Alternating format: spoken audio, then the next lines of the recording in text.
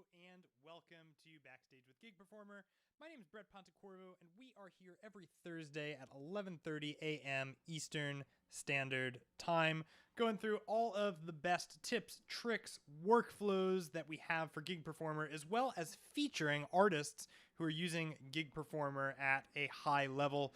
And today is no exception. We've got Dave Phillips of Prestige Sound coming on, who's not only a professional audio engineer, but also a musician who's worked with some former Backstage guests and some future Backstage guests as well. So it's going to be a great episode. Do go ahead and let us know in the chat where you are tuning in from. I know we've got Impulse Music who said they were waiting. Impulse Music beat all of us to the stream, but we're glad you're here. Thomas Bishop, thanks for being here all the time, man. It's always refreshing to see your face. We've got Fabrizio coming in from Turin, Italy, and El Kane from the Netherlands. Thank you so much for being with us today.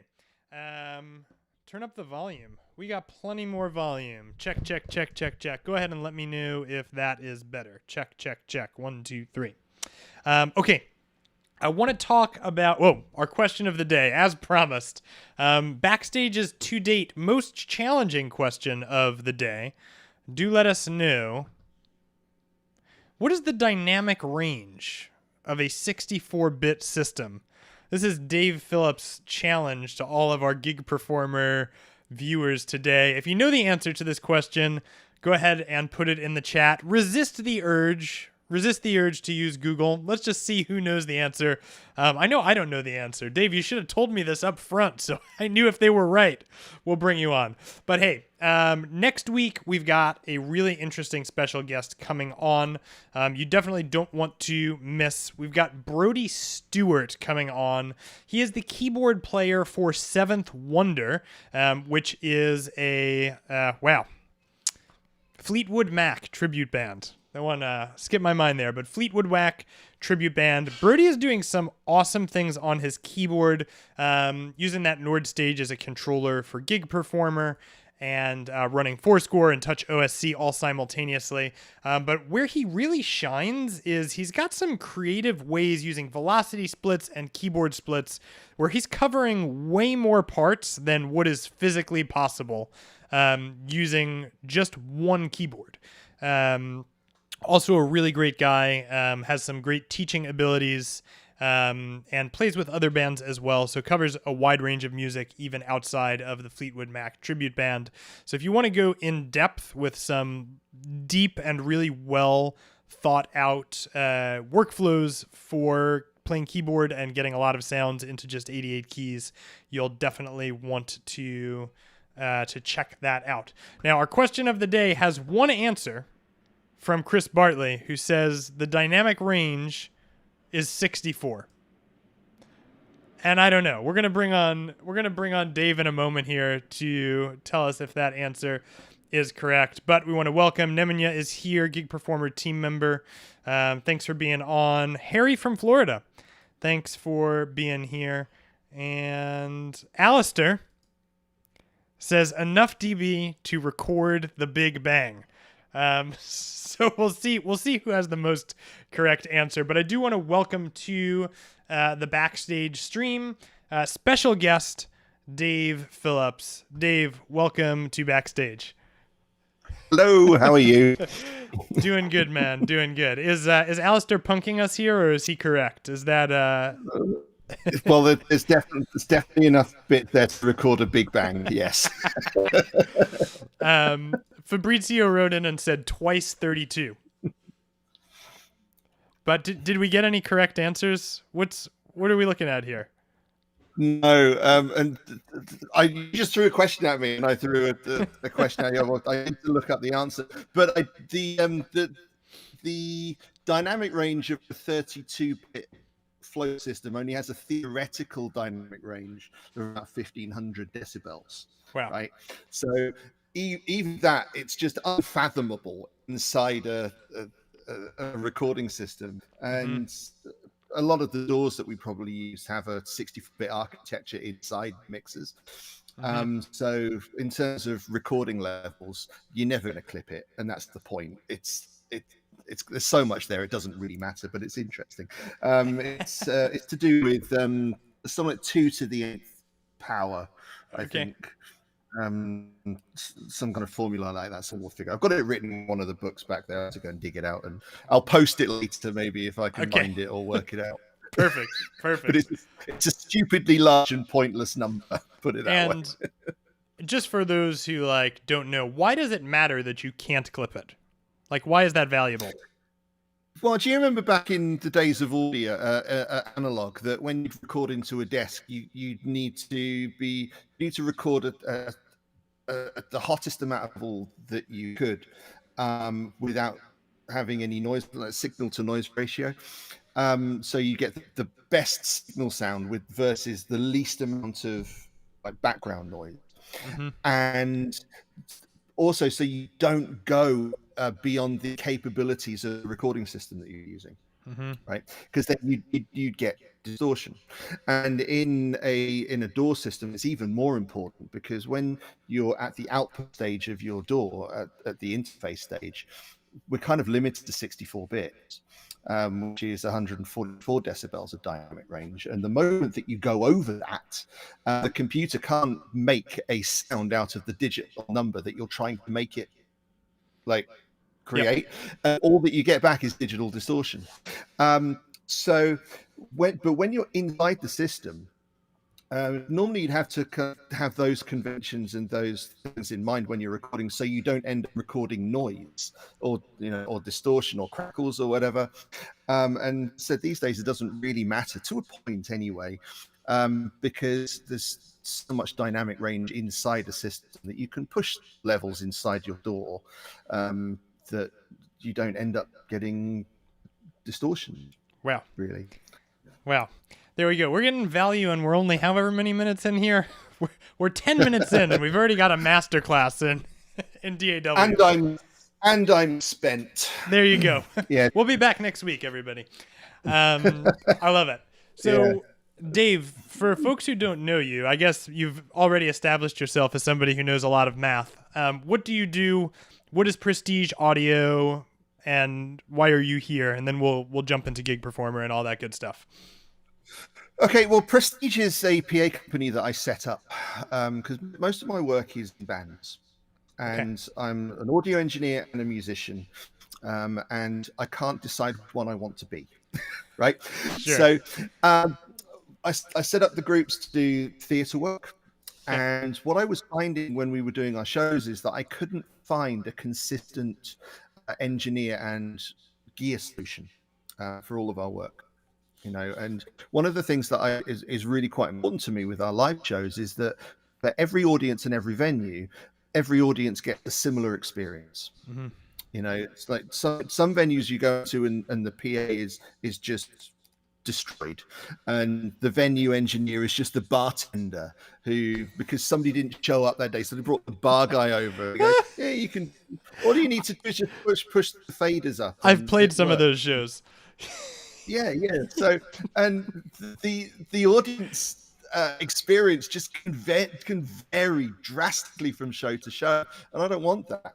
And I couldn't get a dedicated engineer and dedicated equipment for my shows. We'd have guys working for us, but they'd substitute other people and substitute other equipment, and it became really hard to work with. And it was a bit of a last resort, really, because I've always said, if I can't find somebody, then I'll just build my own company. And the original idea with Prestige was I'll just have the equipment, I'll buy the equipment, and bring in a graduate, somebody who wants to be an audio engineer, but it's an incredibly difficult job to get work in, and it's incredibly expensive to set up something as well. And the plan was to have all the stuff, bring in an audio engineer who could basically just go and make their own work. They do all of my shows. Then for the rest of the time that they're not working with me, they're taking my equipment and going and making their own work. I get a gear fee, obviously, for the gear usage. But I couldn't find anybody to do that, which is nuts considering the amount of graduates that come out of audio college. I think it's insane. And so I entered JP, Yep. who you'll be It's meeting coming in a soon. few weeks' time. Yep. Yeah, and so I brought him on as an engineer. I just thought, well, I'll just run the company side. I'll try and generate work and do all of the admin stuff that you need to do to build a company. Something I really didn't want to do because I'm trying to give myself a better work-life balance, and adding another company to that really doesn't help. Right. But it just came out of necessity, because otherwise I'm not going to get what I want, and if it doesn't exist, make it. Yep. So what Prestige is all about? It's a big company really geared towards tribute shows like mine, and Seriously Collins, where the focus is really on that big kind of production sound, and it's entirely possible to make the stage sound just sound like the records. Oh, Yep. JP's popped in. JP is there.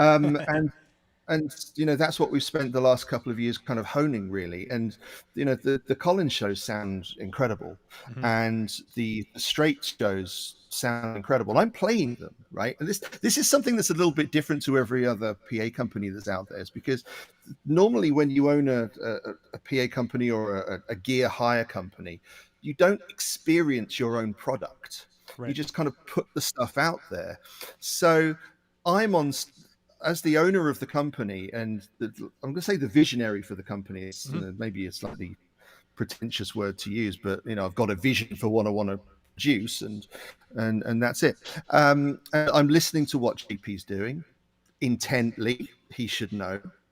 And while I'm playing the songs, and I'm somebody who, when I'm playing, I like to be at the gig as well as be in the gig. Okay. So I want to enjoy the music as well as enjoy performing it. So my in-ear mix is pretty much what I would want to be hearing when I was in the audience. So it's wet, it's wide ambient, it's got all of the effects going. And I thought you were going to say you do a lot of crowd surfing. Well, I could do. All of my stuff is wireless. We should give that a go. But considering the demographic of the shows is 55 to 65 plus. Yes. I'm not sure. I think everyone would have to sign a waiver. That's right. But yeah, it's all about that big production sound without a really big price tag that goes with it. And what he's done with building all of that into performing, making it a really kind of smooth sailing thing, it's been great. And we're not using big expensive desks or anything. We're just using the Persona ecosystem. So there's an epic amount of USB busage going on in there, to be able to get the signals here, there, and everywhere, and doing what they need to do. And the instruments just sound incredible. And few people are doing that kind of thing. And JP is booked for the rest of this year, all the way through next year as well. We've got a full diary till the end of 2025. Wow. With the show that I run, and I've got a second engineer as well that I'm trying to build a diary for too. I'm doing exactly the same kind of thing, and I would like to think that other people running shows and putting them into not huge venues. We're talking sort of 300, 400 seater theaters. Certainly not a reach by any stretch, but it's enough for us to make a really good living out of, and that's really the measure of success for me. Can you make what you're doing pay your bills? And with where we are is a yes. It's amazing. It's amazing. Yeah, it's a massive accomplishment. I think there's what you're tapping into as I'm talking, as hearing you talk, as I'm like, the level at which you have to go to find sound that is really, really high quality is much higher than the level that you have to go to pay your bills. Yes. So it's cool to kind of be like, no, quality matters everywhere, right? Quality matters in every venue. But you mentioned you're also on the stage. You're a keyboard player. Yes. You're a guitar player. Yeah. And we're not going to talk as much about guitar today as I had thought, which is okay. But you have undergone 2 evolutions, starting with hardware, moving on to main stage, and then going on to gig performer. Do you want to briefly talk about your hardware to main stage, and then we'll fully fully talk through a main stage to gig performer and how and why that happened? Define briefly. Give me the Okay. 4-minute answer. Well, I'm just kind of like, we want to dive into Yeah, GP, but I of think, course. okay, So it's relevant for people to understand your thought process.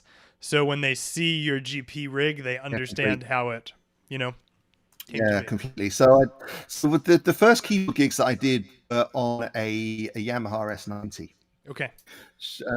wonderful sounding synth, Mm-hmm. um, and as Yamaha stuff tends to be, and it had a level of control in that you could build some sound in it. You could layer some stuff. You had a little bit of control over your over the synthesizer section, but really not that much. So it's fine for function band work. Mm-hmm. The sounds don't really they need to be an approximation to give the audience what the song is. Yep. And it was great for that. But when we started putting the Collins project together properly, um, I have this thing where I want the sound of the records to be replicated on the stage, and they weren't using the Yamaha S90 for everything. And we're Right. talking Genesis stuff and the Phil Collins stuff. Yep. So, and in the studio, I've got all of the Arturia suite, so pretty much all of the classic sits that I love playing through, and I've got all of the Korg stuff as well.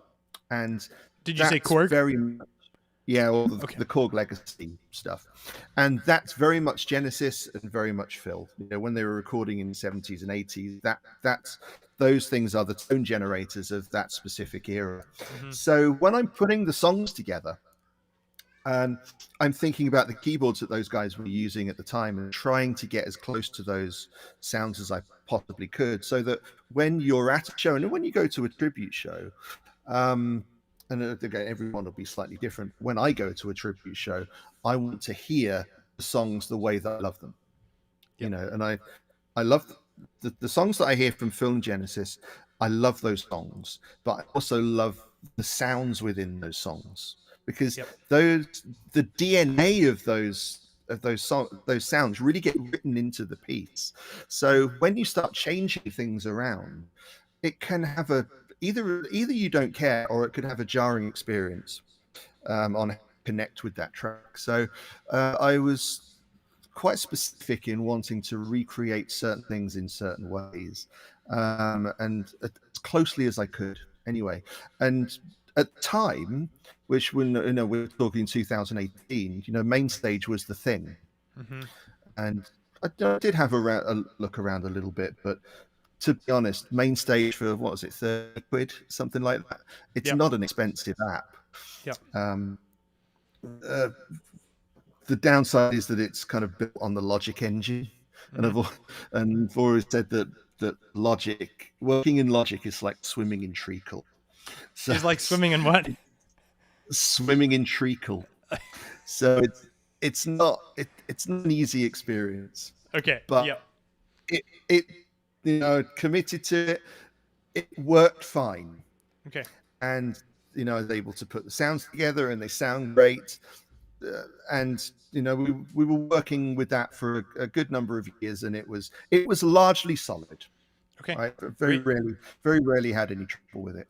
Yep. But when we started off doing the rehearsals for the 2024 tour, I don't know what happened, but I was starting to have glitches with it. I don't know why. It might have been because I've moved over to a new laptop. Mm-hmm. Right, the 2012 Mac that I've been using forever, it just stopped. We're talking 12 years of a Macintosh. Yep. And it just wouldn't do it anymore. So the best that I could find for what I had available at the time was the 2050. Actually, hardly just the one that I'm on at the moment. But there's something drastic that happens between the 2012 architecture and the 2015 architecture that was just worse. Yeah.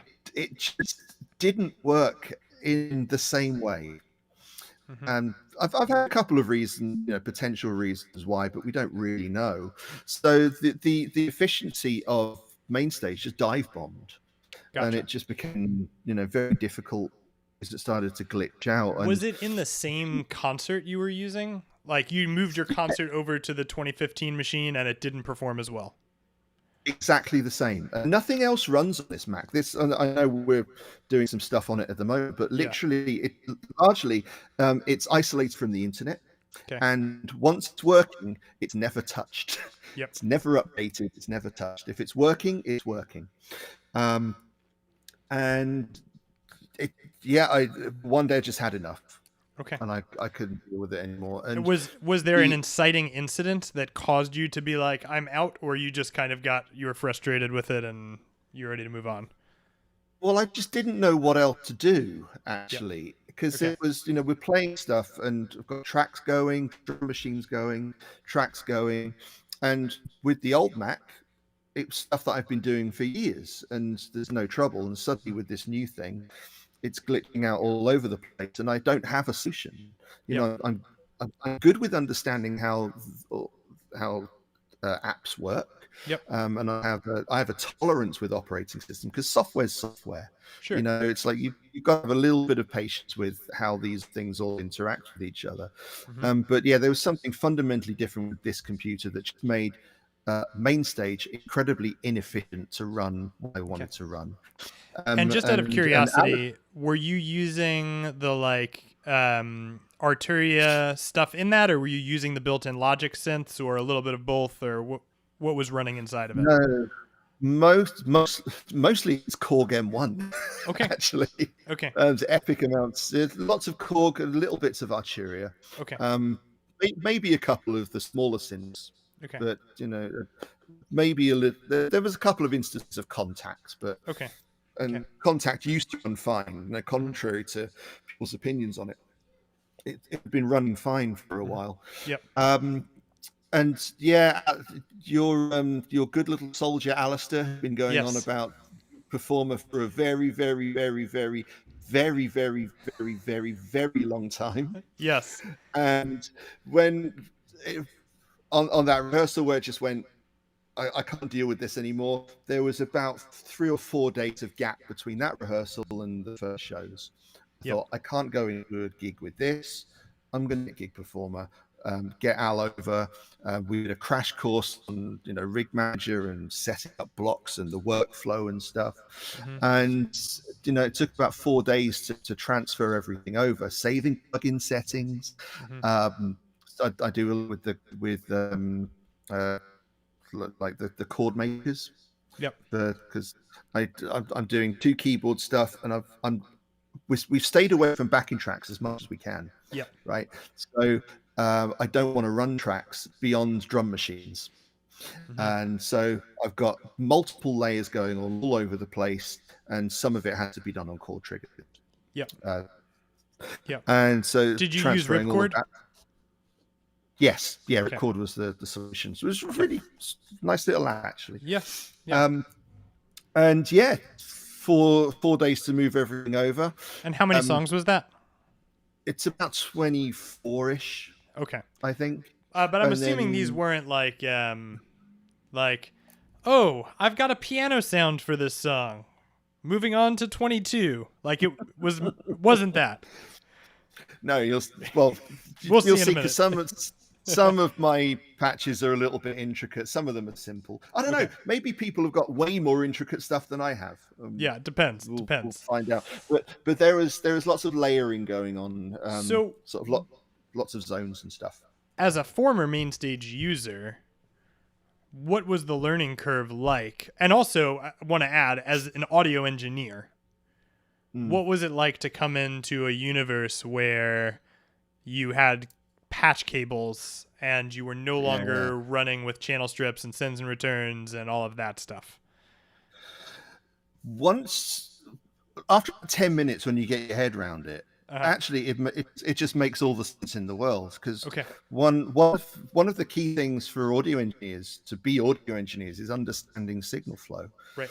And actually, channel strips just make all of that stuff invisible. So we just accept that it's going on. Whereas you've got this complete blank canvas, no faders, no pan controls, You've almost got to build a mixer from scratch. But if you can see signal flow and you can understand how sends and returns work, and if you're using that kind of thing, it was actually really easy to build after the first couple of songs, and you get into a rhythm. It was great. That's awesome. And what would you say, like, what advantages did you find in using Gig Performer, if there were any, aside from the stability during the programming phase? You were saying it was easy. I'm assuming it meant that it was easier than programming in a channel strip model. Well, it was definitely easy programming than in Mainstage. Okay. And especially when it came to assigning controllers. Okay. Tell me more about that. Why is it easier to assign controllers in Gig Performer? So crikey. I'm trying to think back to how Mainstage did it, but I assigning sustain, for example, like every track needed to have the sustain pedal assigned. I mean, at one point they were all working, and then I loaded up the concert and it wasn't, and I don't know what happened. Okay. So I had to end up having to re-assign all of my sustain pedals, and it was just tough, and even if you remember where you're going, it doesn't. It took a while to figure it out, and I'm someone who just doesn't have the time to faff. I just want to get on with it and get the job done, and then move on to something important. Yeah. And with Gig Performer, it just seemed to make that process a lot easier. Actually working with the MIDI box is actually really quite intuitive, and you've got all of the basic controller filters that are in there. Everything just sends to work. Turn off the stuff that you want, keep on the stuff that you like, and there isn't really any external control beyond that. You're not hidden away. It's right there. Right. So it just became quicker to work with assigning controllers to pedals, and I've got an Akai thing that I use for pads for moving songs up and down, playing stop controls, obviously the keyboard itself, and then some of the encoders for turning up and turning down instruments in the middle of the song. Yep. LK81 wants to know if you're still using your 2015 Mac. Yeah, I'm using it at the moment, and with Gig Performer, it's fine. Okay, great. It's perfectly fine. If I remember correctly, and feel free Mainstage users to call me on this one. If I remember correctly, when you're assigning knobs inside of Mainstage, you can assign a knob to multiple destinations, but not to multiple pieces of hardware. So like knob number 1 is always going to control this virtual thing, and you can change it if you want on the next, sound, but you can't change what's controlling it. Whereas in GP, every rack space is its own thing. So you get a whole new blank template every single time. Which again, I could be wrong about that. It's been a long time since I've used Mainstage. But that was one of the things I remember when Gig Performer started to be something I was using all the time. I was like, oh, I can actually do anything I want per rack space with no limitations, which is nice. And then to your point as well, with the MIDI in blocks, you have filtering available at the input level. So if you don't ever want your, honestly, like a massive thing is like your mod wheel. Like, you don't always want your mod wheel on because you may accidentally change something on every single VST, which is a problem, right? So like you having a way to block that is very valuable. Okay, so 4 days to move everything over. You had Alistair's help. Can you show us some of what you're doing inside of Gig Performer? Yeah, let me go to probably the most complicated of them all. Okay. Which anyone would probably look at this and go, that's just a normal day at the office. Right. Looks pretty normal to me. I don't know. Yeah. So this is my In the Air Tonight patch. Okay. and I've got, so I've got multiple zones. So starting off with, that's a little low. This wave station here controls an introduction patch. Okay. That I'm using at the head of the song. Yep. Right. And then that's on the top keyboard on the left-hand side. And then I've got some ripcord stuff going on down here to control the swell. You know, if you know the song, the bit with the cymbal swell, and it goes, I remember. So Yep. I've got this. Yes. Yes. So It's okay, but hold on there. I'm looking at that. Is this the one that your mouse is currently on, or the one going to the local GP port? Sorry, it's the slow top swell. Gotcha. So okay, keep going. Still on the top key, Yep. and then it's just doing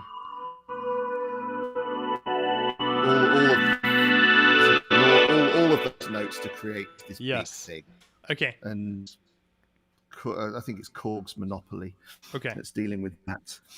And then on the bottom keyboard, this is where things got a little complicated, because I've got in the choruses, I've got this to do. If you can just about make that out on the left hand, and during the end of the track, I've got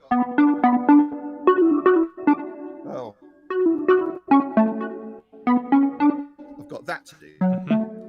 Right. Yep.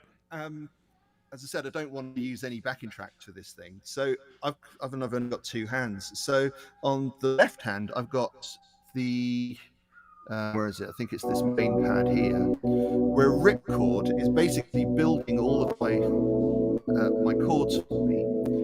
Yeah, and can you talk about the MIDI out wires there, because this is one of the cool features of a wiring model. Took me a long time to get that out, that anything can kind of go anywhere there. So what is ripcord doing? Why are there multiple wires there? Okay, so let's start off with just looking at how the chords are built. Okay. Right, so I've got a D minor, a C, a B flat, and that's just what the track is. There's an A minor in there as well, right? But there's always this pedal note at the bottom, this D at the bottom, that actually exists under all those chords. And if you take that away, suddenly it just becomes a basic D minor C B, and it loses the entire feel of the song, the atmosphere of the song. Right. So, and I can't do that with one hand. Yep. I can't get those four notes in that stretch with one hand. The ripcord has to do that. Yep. But the sound itself is built out of there's an EP. And so I think each of those. So the EP and some ethereal stuff is built out of the M1. And then the same MIDI signal from ripcord is being sent over to the UVI, which I think is dealing with the pad, the majority of the pad that you hear. Yep. This is a beautiful workstation, by the way. This is the UVI, and a bunch of the basic instruments that come with it are all free. Yep. It's worth going to grab if you haven't. Okay. And then at the end of the song, where I want to build more like a bigger patch, I've got wave station in there, and that's adding another layer, which I used to bring in basically the same as the beginning, to make the patch bigger at the end of the song. And I see some of Alistair's influence here on your front panels. What we're calling the brass holes. Is that what you're talking about? Oh no! The recreation there of the, I don't know what you have in the local rack space.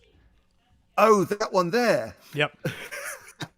Actually, this wasn't Alistair's influence. It was one of the first Gig Performer newsletters that I got, where I saw somebody else build a model of something, and I thought, I like that. Let's and Phil uses drum machine, so I thought, let's build a version of the drum machine. Yep.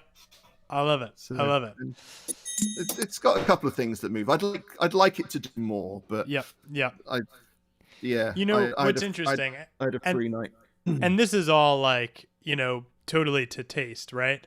But for me, I'm like, what I want on my front panels is the least amount possible.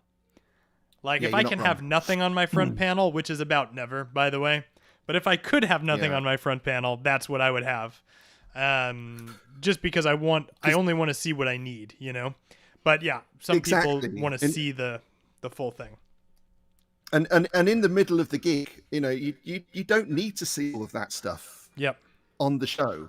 Yep. As this is all back office, this is all administration. You want to be in the business end. So, I want to know that I've got signal coming out my main output. So these work when they're connected to my actual interface. Right. Yep.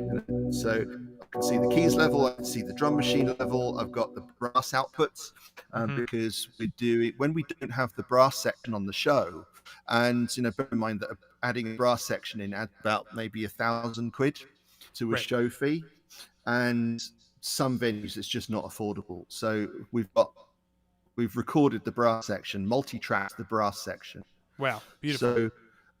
So and that's all going into the mixer, coming out of separate output. So from the desk side, we're actually dealing with the brass section from main stage in the same way that we do as when they're live. Gotcha. And that really helps from monitoring perspective, because nobody has to deal with sort of changing channels in their IMs.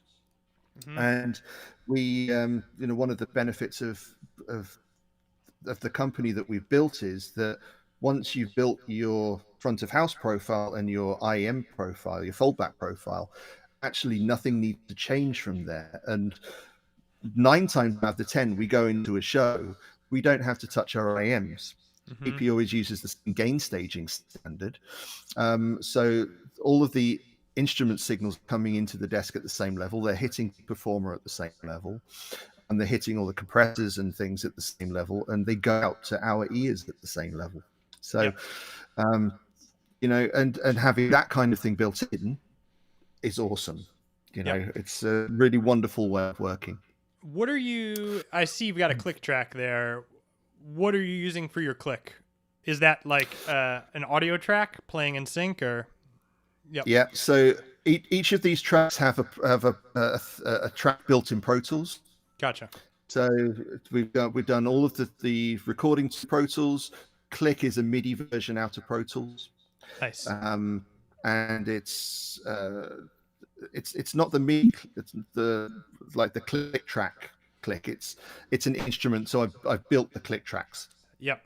Is it because you have a particular sound that you like that you did it this way, or is it just the ease of having all the tracks match and bringing them into Gig Performer? No, it's a sound that we kind of universally like to start with, but I also have different patches of a bar that kind of gives us a clue when section changes are. Gotcha. So you have click, click, click, click, click, click, click, click, click, click when it goes into another thing. And just to make that a little bit easier to deal with, we've also got these cue tracks in as well. So you might actually be able to hear this if I turn on my practice system. This is a secondary routing to the main 1-2. So you might.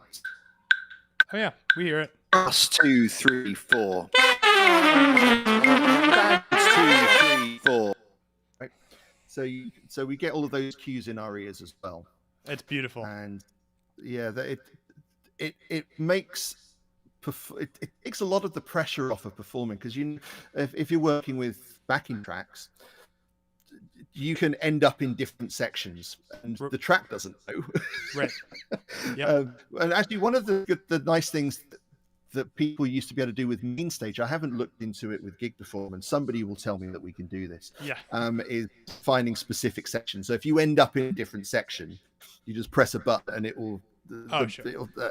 A marker will take you to a bar. Right. Yep. Exactly.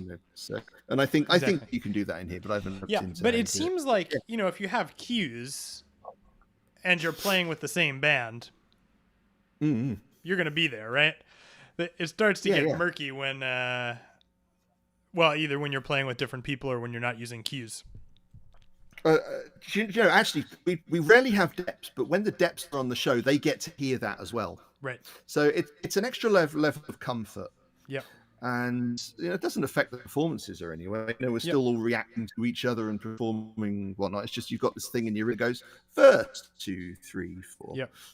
And you know exactly where you are in the song. Yep. And it's yeah. Yep. Alistair wrote in, always nice to have the brass a little sooner in the mix.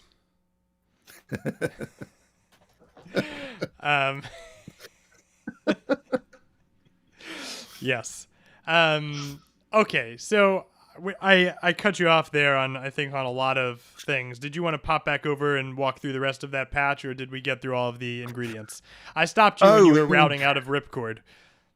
Yeah, I think because you asked about the MIDI thing. So I've got the same. Yeah, where I was we're sending the same MIDI data coming out of ripcord into the M1 for the EP, the UVI for main paddy part of the track, and then for the end of the song it goes into WaveStation. And rather than having to deal with the output, the MIDI output volume of the instruments, everything just running through the faders basically. Yep. So this, and this is where it's nice that you can build a mixer where you want it. Right. And I've got the end WaveStation fader there. That's how I'm bringing that in with a physical pedal. And you use a physical pedal in your setup?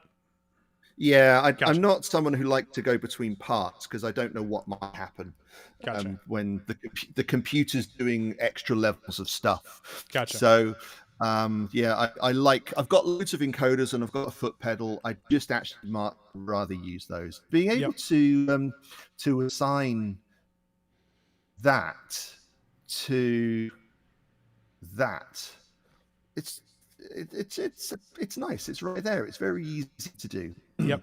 It's really well thought through. Yep. And then I think finally vocoding as well. So we've got what's going on here. What I'm doing with that same keyboard patch there, I could actually, to be fair, just send the MIDI to it, I suppose, because it's doing the same thing and it's sending the same chords to the vocoder. Yep. I think that's doing some filtering. I can't quite remember what the MIDI, it's doing. the GP port. It's just sending 4 through on 4. I think it's doing something. I can't quite remember what. Okay. But yeah, I'll see if I can get the vocoder working because I'm using my interface to send audio to you now. Gotcha. Hopefully this isn't going to screw anything. Yeah. Well... Oh, actually, no. I don't want to change anything. Gotcha. That's okay. That's okay. Well, here's a question for you. Are you actually sending MIDI through the local GP port, or no? You're just interrupting the flow with that MIDI in block. No, I'm interrupting the flow. We can see that it's doing that. So it is doing something. Gotcha. Okay. Let's see here. So yeah, I think that might be as complicated as it gets. Mama's a little bit gnarly because this is where we end up doing probably a little bit more layering. And with the synclavier patch, that's the main body of the song. I'm still on the wrong track. Hold on, where are you? Oh, Mama.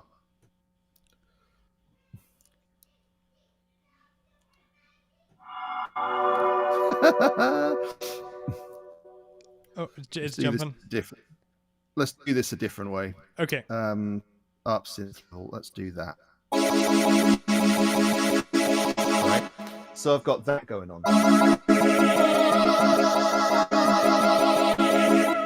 And that's 2 layers of synclavier. That's 2 layers of synclavier. Then the WaveStation comes in later. But the ability to submix these two into, because I've got these two at a very specific balance, Yep. right? And the Synclav, I don't think it actually gives us an output volume control. Interesting. So it's like, how are you going to manage that? So Right. someone will tell me that it's in there somewhere. Right. Maybe. Again, Yeah. it's easy to manage with one of these, you Right. know. And rather than having to sync, or your question earlier on, can you have one control controlling two different parameters? Mm-hmm. I wasn't sure at the time, so Mm-hmm. it just made more sense to then submix them into this, and then this gets controlled by a foot pedal. Yep. Yep. And honestly, it also helps if you need to go in and adjust something later. You can see what you're working with, which is very, very... not a bad thing. And the synclavier sounds you're getting there are unbelievable. So you've obviously spent a lot of time making these sounds sound perfect, or this is like a very polished. I have spent a lot of time making them sound as close as I can get them. Sure. Without having the originals like on their own to really get into, because I can only hear it on the record. It's actually quite low in the mix. I think what's going in there is as close as I can get. Yep. But, so when you go about this, and I know you were moving stuff over from main stage, how are you dealing with all of this layering and mixing in your channel strips? Like, did you just have one channel strip per sound and you were adjusting levels in there? So it was a lot. Yeah. There was a lot of programming in main stage. Yeah, these Synclavs would be on two separate channels, and then they'd just be balanced. And that was nice and easy. See, I had to rebuild all of the balancing because that kind of stuff doesn't translate over. Yep. The way to get the sounds over was actually having to go through each of the instruments and then saving. If I can remember even how to do that. I'm like there we go. Save. So having to save the presets and then import them, drag them over, and then import them. So that took a while. Yep, absolutely. Do you like Apple's graphic EQ? Is that why you use it, or did you just not have another EQ to use, or how did that decision come to be? No, it's a lack of options, to be honest. Okay. I think it might have been that was the only one that was available, and then at a show, we needed to reduce the low end on the organ, and we started just talking, and I got reminded about the Melda stuff. The Melda stuff. Yep. I love what they do. Or I'm like, it took me a long time to figure out how Melda feels, because like. It has a particular feel. You have to like get used to the Melda UI, which is a bit unique, and sometimes there's layers that you have to kind of get through that you don't have to with some other stuff. But once you get used to it, there's some depth happening there, which is really nice. Yeah. To be honest, the only reason we picked this one is because it was free and it was on a show. Yeah. We just needed something quick and easy. Yeah. And although I've got plugins coming out of my eyes, right? Yep. From my work with Pro Tools, but the problem is they are all I think all of the ones that I use are either Pro Tools specific, or they're locked to iLock, and I don't want to be bringing my iLock to shows. Nope. Yep, makes sense. No, and I unless I have to, and I think that I might need to use Pro Tools for something, I'll take it with me. But I want to have plugins that are either locally licensed. Yep. The native stuff, the Arturia stuff, IK, etc. Or it's just free. And EQs are EQs. Yep. Yeah. So as we get a list of comments of people talking about the most superior EQ, they're coming. I'm just kidding. as it goes. Okay, and this one you're also running some tracks on. It seems like you've got your clicks. Yeah. Yeah. Oh, there's the one thing you can't get away from. In fact, I might have to. Can I route that over?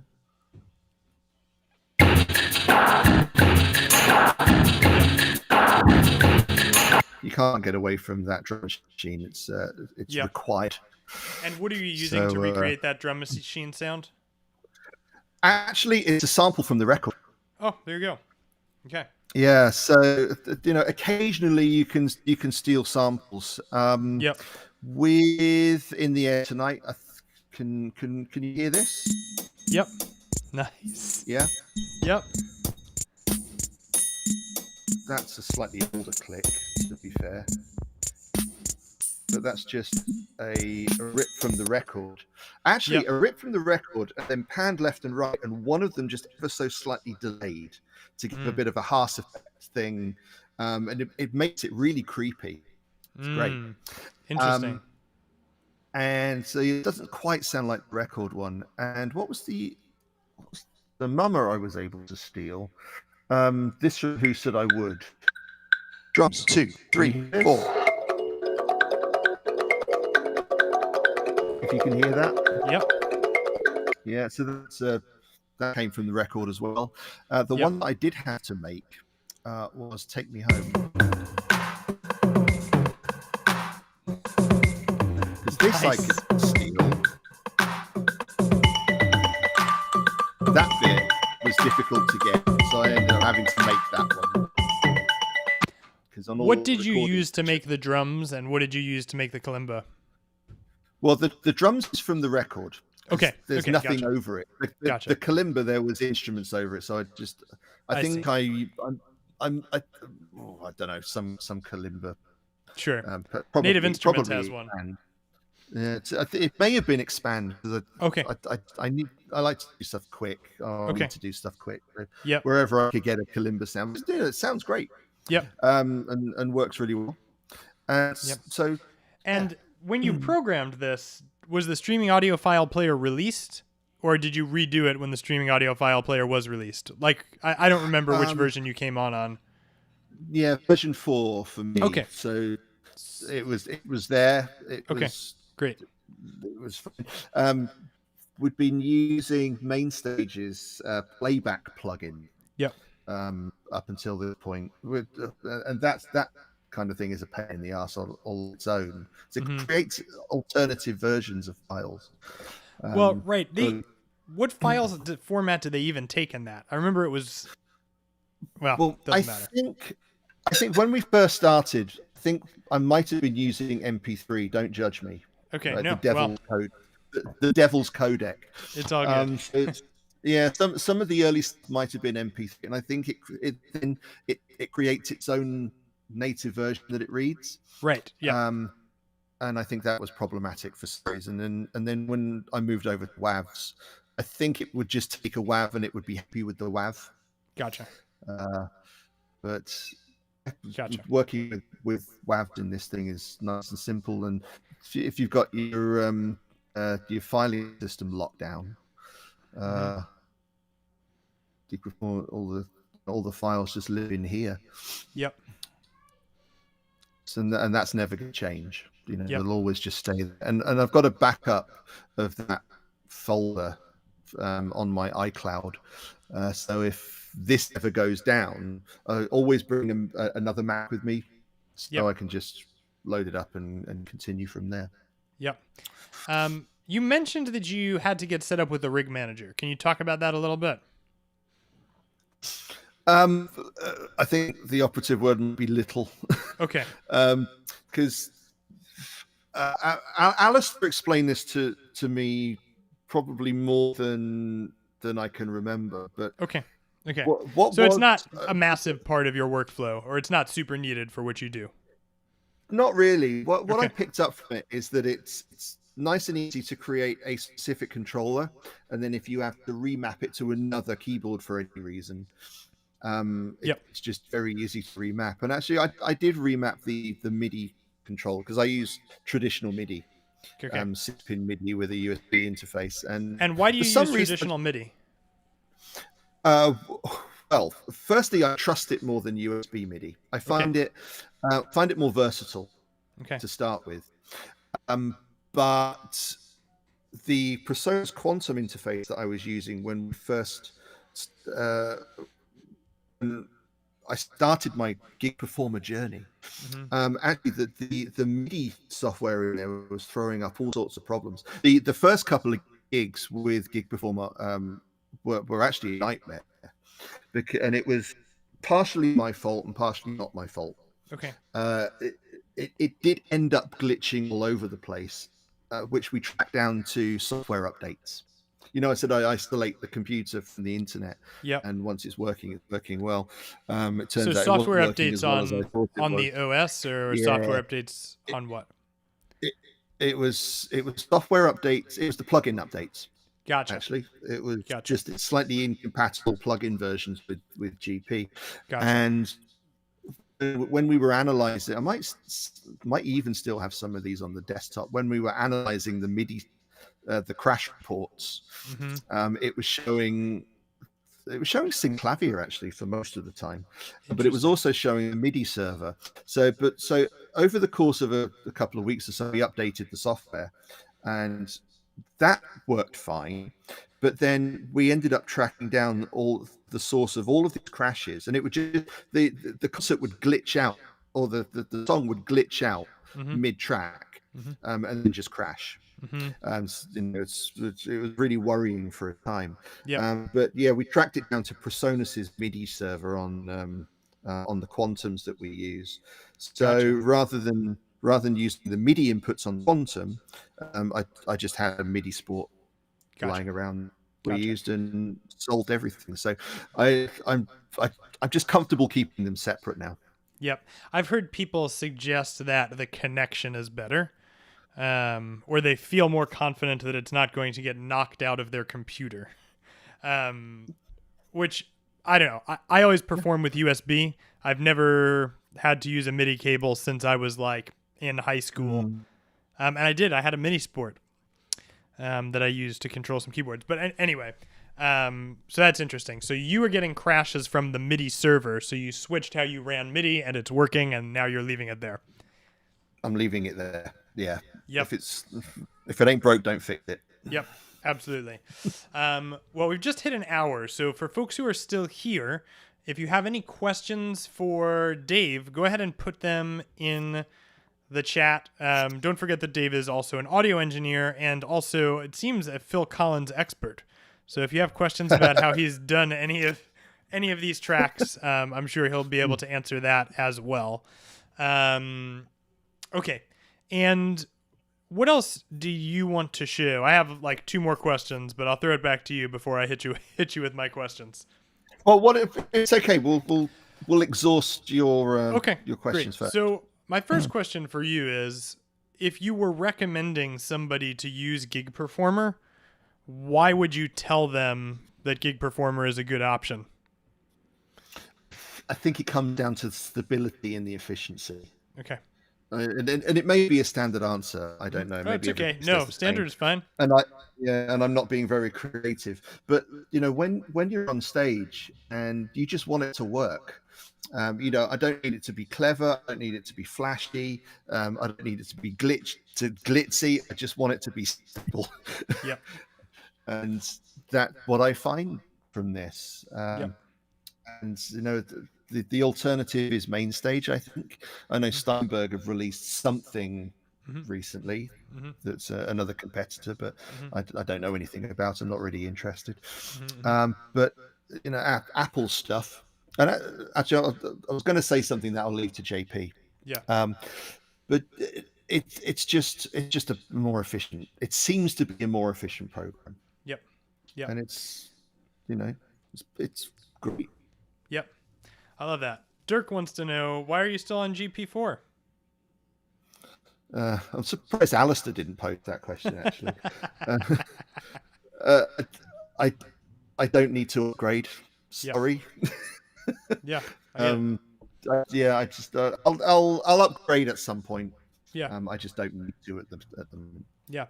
It's interesting. A lot of guys who are playing regularly give the same answer. Yeah. I think it probably depends too what you're doing. If you're programming regularly, then you're always changing things, right? But if you're Mm. playing regularly, then you're turning it on and using it. And it sort of ends up becoming similar to hardware in that case where you sort of like you bring your keyboard and you plug it in and it does its thing. It's, the same thing if you're Yeah. playing regularly with a set. You bring your gig performer, you plug it in and it does its thing. And Yeah. honestly, I want it. go ahead. I want it to work when Yeah. I arrive at the gig. Yep. It's we have a 2 hour setup time. Mm-hmm. I want to plug it in and I want it to work. I don't want to be problem solving, and it's stressful for me. It's stressful for the showrunner, Yep. who is wondering whether his show is going to be able to run. Yep. If you've got software issues, because software's a pain. Yep. When it doesn't work, software is a pain. Mm-hmm. So if that old adage, if it ain't broke, don't fix it. And again, why I isolate this computer from the internet. It's I think this might be the first time I've been on the internet for a long time. Well, and then my next question is, when you go to set up something new, you add a new song to your set list or whatever, where do you start? Like, what's step one for you through My Rackspace Works now? So I think I have this as a standard template. Okay. It's got where I thought it might be it is the likelihood is that there'll be backing track stuff and there'll be routing. Yep. So that's a good place to start for me. Yep. And then all I need to do, if I need to add another keyboard, nice and simple, just add another block. Or when it comes to building the synths, just add another synth in. It doesn't save a massive amount of time, to be honest. Mm-hmm. With whether there's a lot of backing track stuff involved, there's always there's more than likely going to be a click. There's more than likely going to be an announcement track, and all of that routing is already done. Yep. And I don't need to think about it. I can just go with building the song. So. Yep.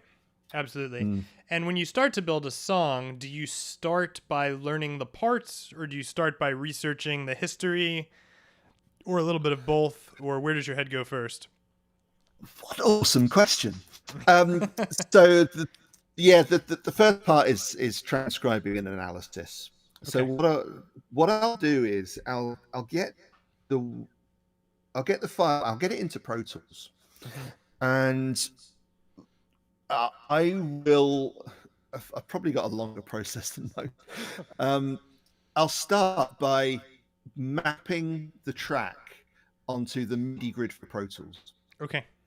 Right? So I refer to it as quantizing Pro Tools to the track. So like Gotcha. Literally building the MIDI grid for it. And this is actually a good workflow for me to get into because I've got a DEP that I work with, and I'll transcribe I'll literally make him notation and charts for the songs, so that he knows exactly how my patches work. He knows what the songs are. He doesn't have to spend any extra time learning it. Basically, I'm going to learn it for him. Gotcha. And so it's a starting point for that, as well as learning the song. So I'll sit down with it. I'll have a listen to it, and I'll be building the chord, adding the chord charts to it as well. So I don't think I have any of those actually on this computer. Okay. So I'm essentially making the notation for the guy with notation and with all of the chord charts as well. So and for me, building all of that stuff helps me learn it. It helps me internalize the structure. It helps me internalize all of the way the chords work, especially with Collins and Genesis. There's an epic amount of inversion going on. They're very, very clever with how they use chords and bass notes and stuff. So it does take a lot of listening as to how it all works. So that level of transcribing helps me internalize how the song works. And then once I've got those, then I'll start going into researching what they use. what Tony Banks might have used, what whoever the player was on the records, and I'll be listening to the record versions for the basis, the sounds that I want to use. And the likelihood is that I'll have the synth as part of my system. So Yep. Just try and start building it and try and copy the sound as close as I can.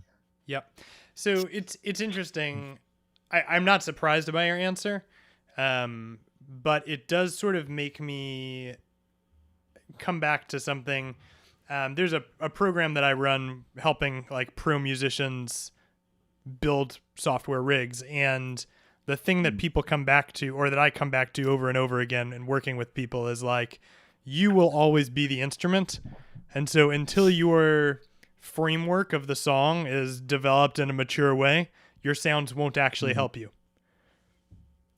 No. You have to have a deep internalization of the music and of what you're going to play. And when you have that and you have the sounds, then you get something that's magical. But it's like it always starts with you. Like, you are the musician, you are the driver. And it sounds like, yeah, exactly. It sounds like more than half of your work happens before you program anything. Oh, yeah, completely. So, and in the Air Tonight is a perfect example. So I was talking about the basic structure for that song is the D minor, the C, the B flat. But until you stick in that D pedal note at the bottom of each of those chords, it doesn't sound like In the Air Tonight. Yes. So you can be basic about it. Yep. But that's not going to turn into a rich experience for somebody who knows the song. Or even if you're writing, it's similar to if you're writing. You want to write interesting stuff, you've got to write it before you can record it. And you've got to internalize it and connect with it and understand how it fits into the tapestry of your track before you can put it into the tapestry of your track. Yep, absolutely. We've got some questions coming in. Not all of these are switch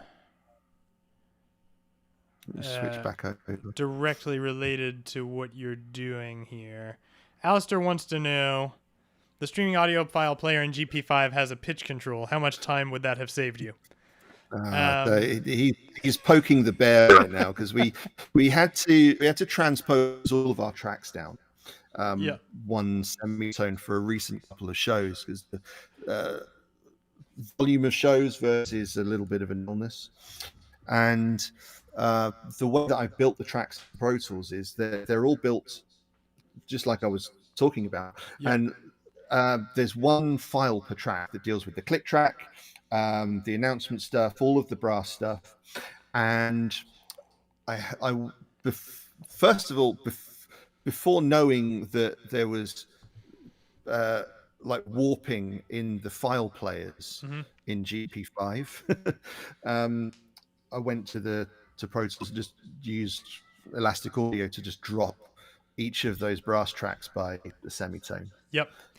So it would have saved you a lot of time. Well, potentially. It could have saved a bit of time. Just saying, if you upgrade to GP5, you can reverse your tracks without ever opening Pro Tools.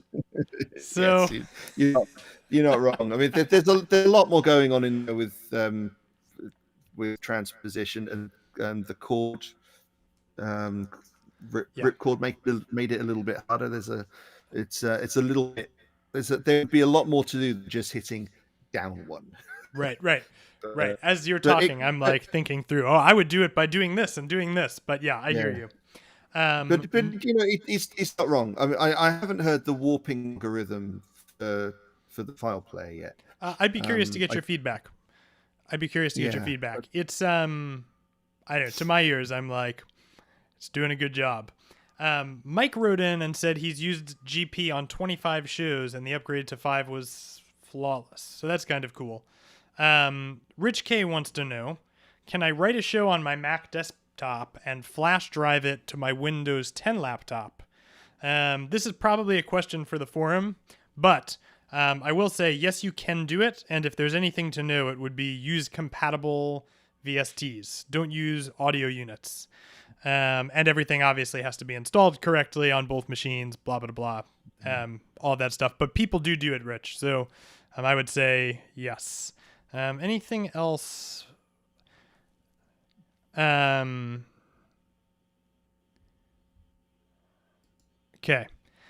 This is a heavily Phil Collins originated discussion. I missed the start of the stream.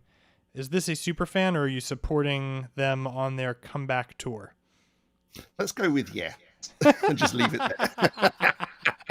Fantastic. Well, I want to say while you're still here, in a couple of weeks we have JP coming on, which maybe you'll crash that stream, but we got to kind of somehow link this all together because it's kind of interesting to talk to both of you because JP is running sound while you're on stage, and he's also using Gig Performer in real time with the sound deck to expand what's possible. So it's just kind of cool. Gig Performers in every end of your show. Do you have any other mixers that are working for Prestige Sound, or is it just you and JP? There's a chap called Chris, who's my second engineer that I'm trying to build a work portfolio for. Okay. We haven't got him onto Gig Performer yet, but to be honest, that'll probably be the reason that I'll end when I end up upgrading. It'll be for him. Give me an extra license for him. Yep. Dirk wants to know what keyboards you're using. Studio Logic's SL73 and SL88. Yep. That's you can't see it on my camera, but right below me is my Studio SL. Yeah, love it. It's nice. It's really nice. Yeah. All right, friends. Well, Dave, this has been amazing. Thank you so much for being with us. You're very welcome. Hopefully you can come back with JP. We'll connect. We'll see. If folks want to get in touch with you, how do they do it? Where can folks hire you out for 2026 when you have availability? Well, they can find us at prestigesound.co.uk. Okay. And direstraitstribute.co.uk. I mean, if you have time, we can still have a quick discussion on the guitar stuff. And philcollins.com. Awesome. And if you wanted to do some Dolby Atmos mixing, lightroomproductionstudio.co.uk. Wow. Lots of stuff there. I think it's also all in the description right now. So if you're listening, go check out the description. Friends, thank you so much for being here. We'll be back next week with Brody Stewart of the Seventh Wonder tribute band for Fleetwood Mac. And Dave, hopefully we'll be seeing you soon. I look forward to it. Thank you so much for asking. It's been so much fun.